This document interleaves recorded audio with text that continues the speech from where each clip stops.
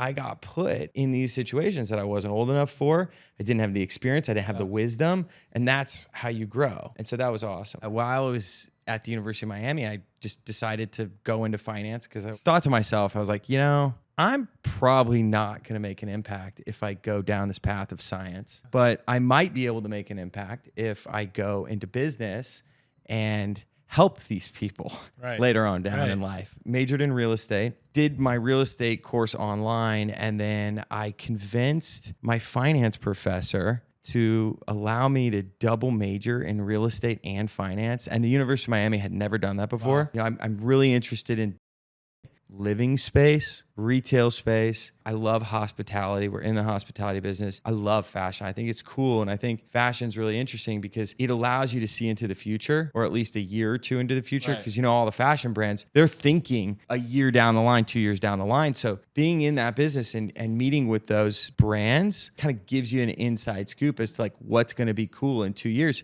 and then blend hospitality and real estate into that. Yeah. So it's been fun. Welcome back to episode number 2 of When Life Gives You Lemons podcast. I am your host, Ty Davis, and we are back with another guest, Sam Noddle. Sam, you want to give us a little bit about your background? Yeah, but like before I do that, do you look into the screen? Look at me. You want me to look at you? I just had to do that for the opening. All right. Well, I'm from Omaha. I went to Westside. I played soccer at Westside, and then I got the opportunity to walk on at UNO. So that was pretty cool. I did that for like a season. Then I was like, screw this. Yeah. I want to move to the beach. And I moved to Miami to try and study marine science. And while I was at the University of Miami, I just decided to go into finance because I wasn't smart enough for... I think, what was the class? Finance was a great major. Yeah, finance was good. I mean, I went into organic chemistry, like I think beginning of my sophomore year. And I was looking around and I'm like, I can't cuss on here, can I? Okay, shoot. I was like, these kids are so smart. I mean, they're brilliant. And they're all probably changing the world. And so I thought to myself, I was like, I'm probably not going to make an impact if I go down this path of science, but I might be able to make an impact if I go into business and help these people later on down in life. So I switched my major. I went into the real estate school or the business school. I majored in real estate. I got the opportunity, I think my junior year, to go work in New York for a real estate investment trust. You know what that is? Mm-mm. Okay, so it's a public company that trades on the stock exchange, and all they do is they go buy real estate. And so it's a vehicle for guys like you and I to invest in real estate on the stock market without having to go and get debt and all that stuff and buy a property. So I did that, and that was great. I learned a lot. And the biggest takeaway from that summer in New York was I got to know the numbers, but I don't want to be sitting behind my desk doing Excel all day. So I went back to Miami. I had, I think, 1 year left. I got my real estate license in Florida. That was a fun semester. I did my real estate course online, and then I convinced my finance professor to allow me to double major in real estate and finance. And the University of Miami had never done that before. Wow. And so they let me do that. I had to take, I think, 5 finance courses in one semester. How was that? Oh, dude, that was tough because I was doing the 5 finance courses and I was getting my real estate license at the same time. So I was just like a slave, but it was good. I mean, I'm not like a great student, so I have to study hard, and like it may take most people 2 or 3 times to write something down. It's gonna take me like 10. But I got through it, and that was like a small win for me, or a big win for me. Gave me a lot of confidence. And when I was a senior, kind of going through that process, there was a guy by the name of Michael Comras that was all over the Miami Herald. And Michael, at the time, he had bought a building the year I was born. So I was born in 1993. I'm 32. So he bought this building on Lincoln Road. And in 2015, when I was graduating, he was selling it to the owner of the fashion brand Zara.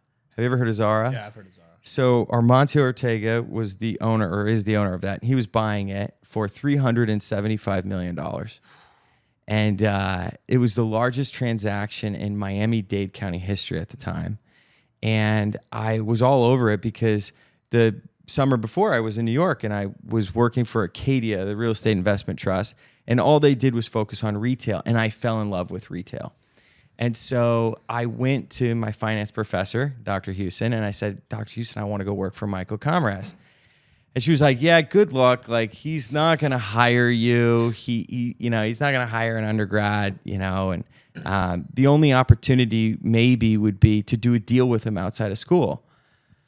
And I'm like, all right, well, look, I have decent grades. Like, I'm getting B pluses and A minuses. Right. I'm coming to office hours. I have my real estate license. If an internship comes up, please let me know. I would love to go and have the opportunity to go and learn from this gentleman. And so fast forward, okay, that was in November of 2015.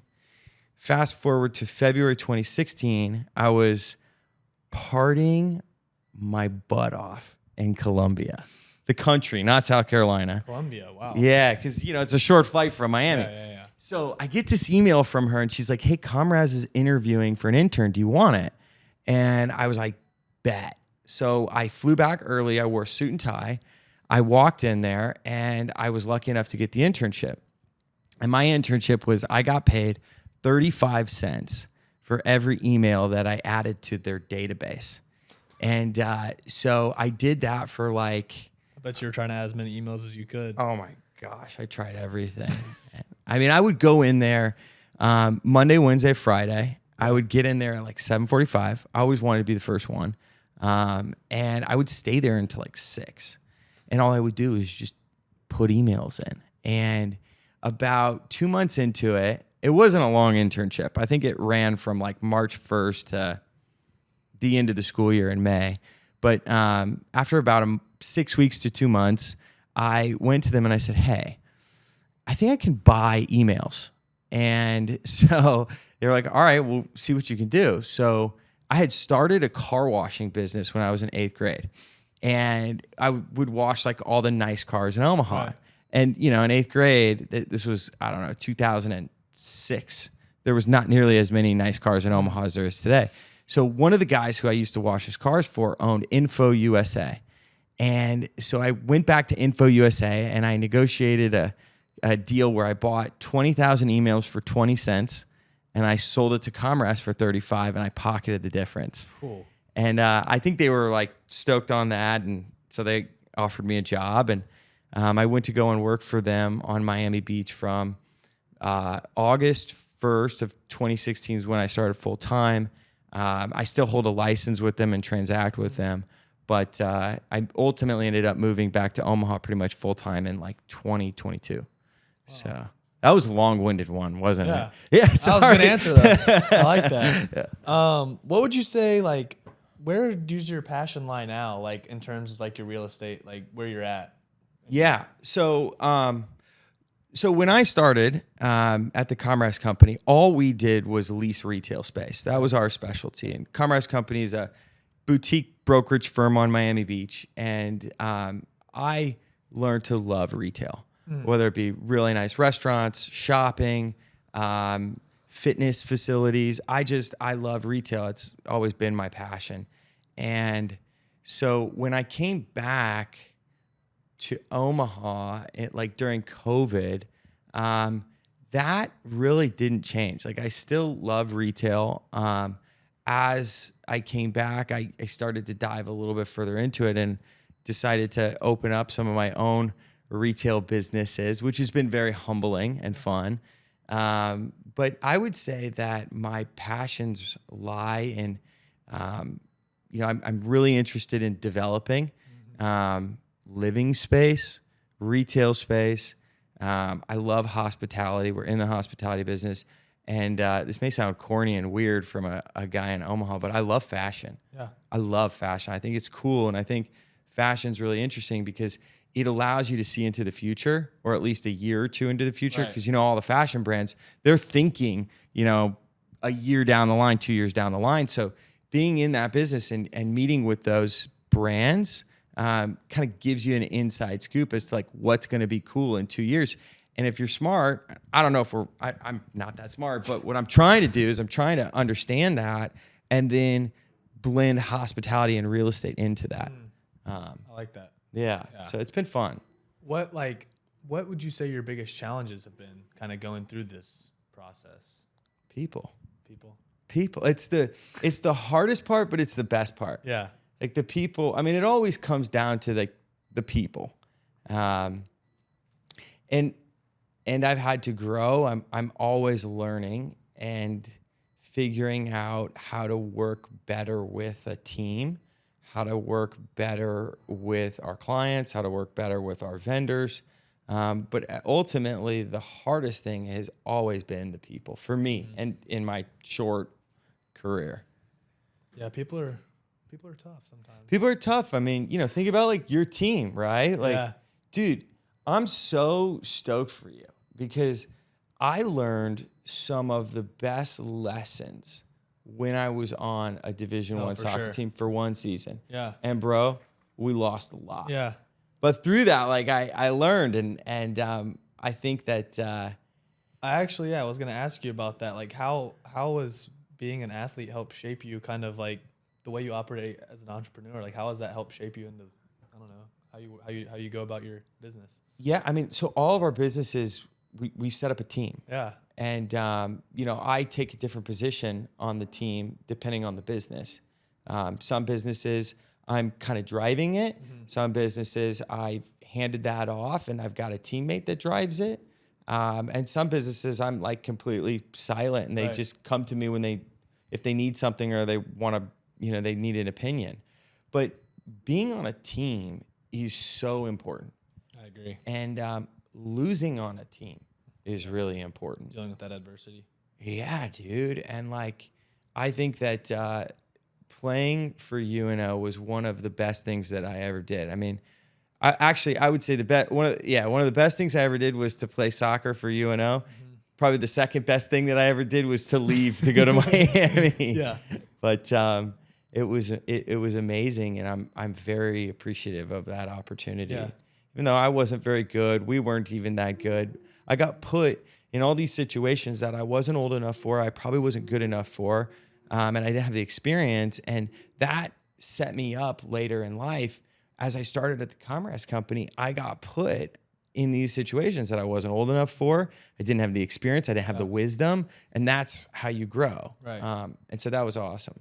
I mean, correct me if I'm wrong, but I feel like, just throughout my life and growing up being a part of a team, like you said, when you lose, you have to deal with how to kind of overcome that and get better. And when you go your companies, when you're dealing with people, I mean, some people are gonna shut you down, and some people are you got to figure out how to get through that. And then also, I think like communication piece of it's very, very. Oh, dude, yeah, you're wise, right? Yeah, the communication component to it, it's so important. And I don't think there's anything wrong in over communicating to your team. It may come off as annoying, but I think it's really helpful, and it's a habit that I'm trying to incorporate into my daily life. That's awesome.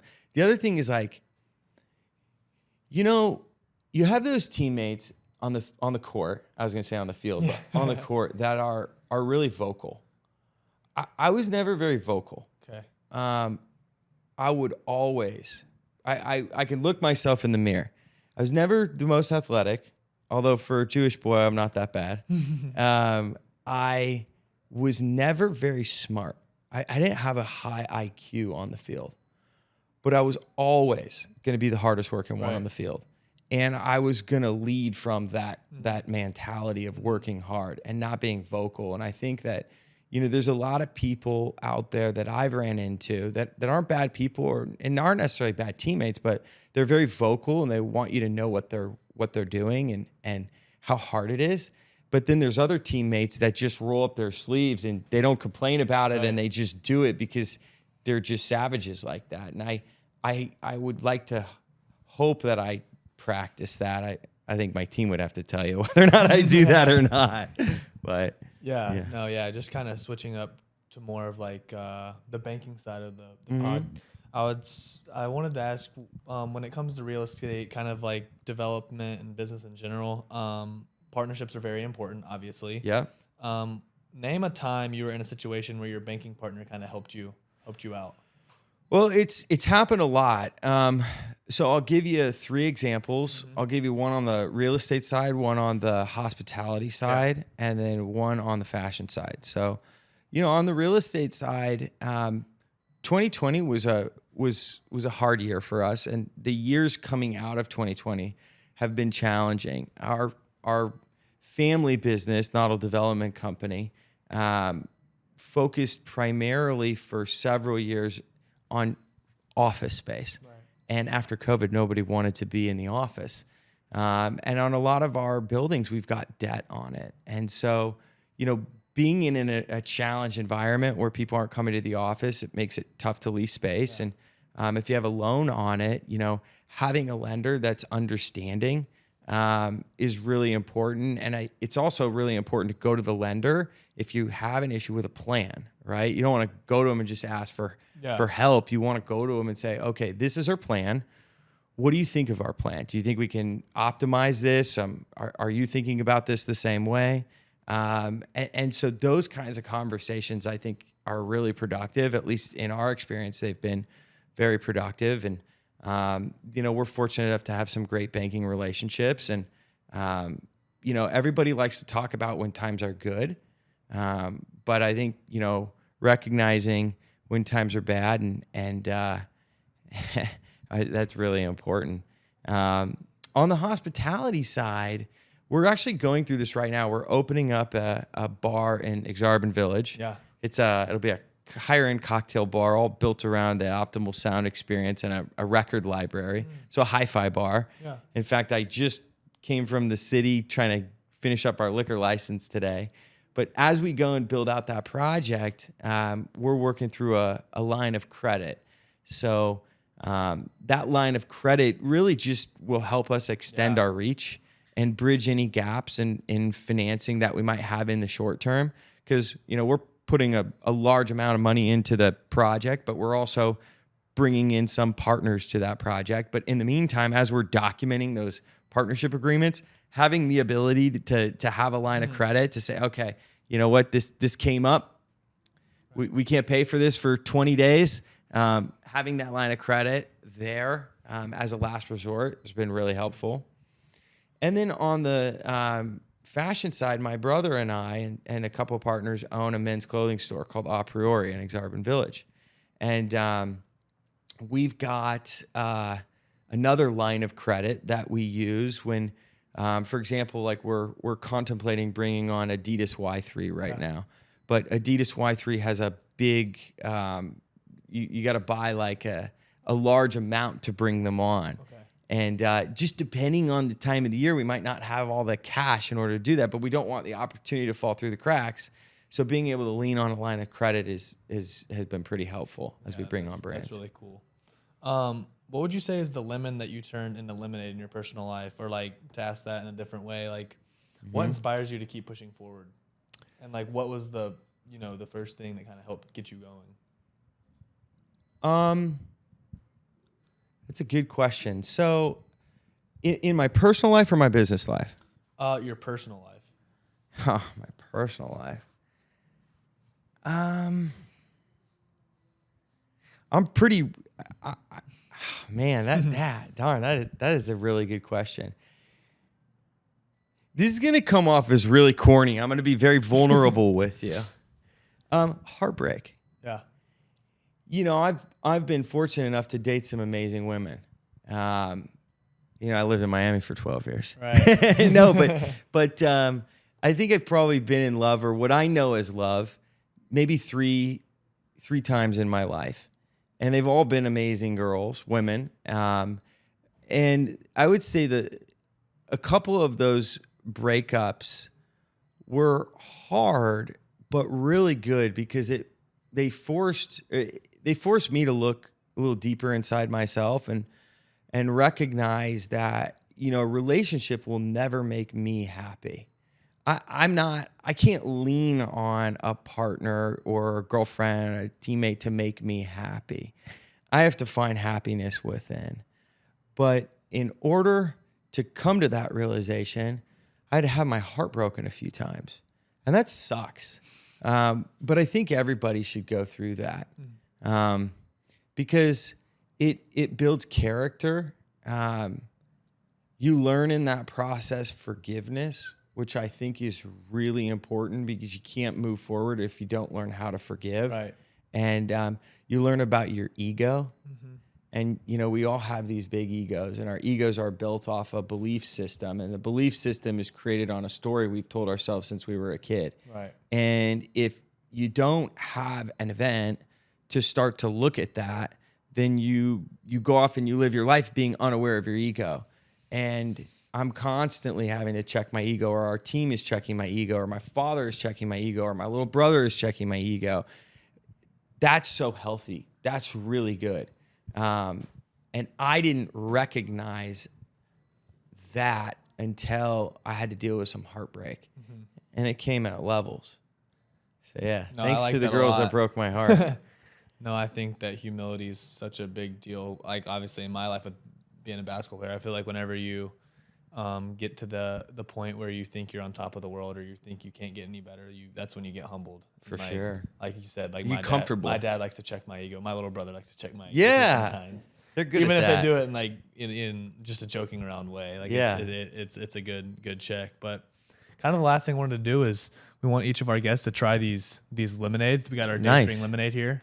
You want to do a little taste test? Yeah. See what you think. Let's do it. I'm gonna put the mic down for this.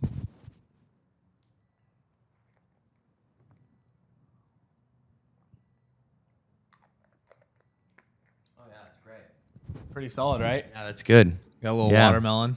And where's this from? This is from The Grove. Grove's awesome. Grove Juicery. Yeah. They helped us get a little Dayspring lemonade. But thank you guys for joining episode 2 with Sam Noddle, and can't wait for episode 3. Hope you guys join back and have a good rest of the day.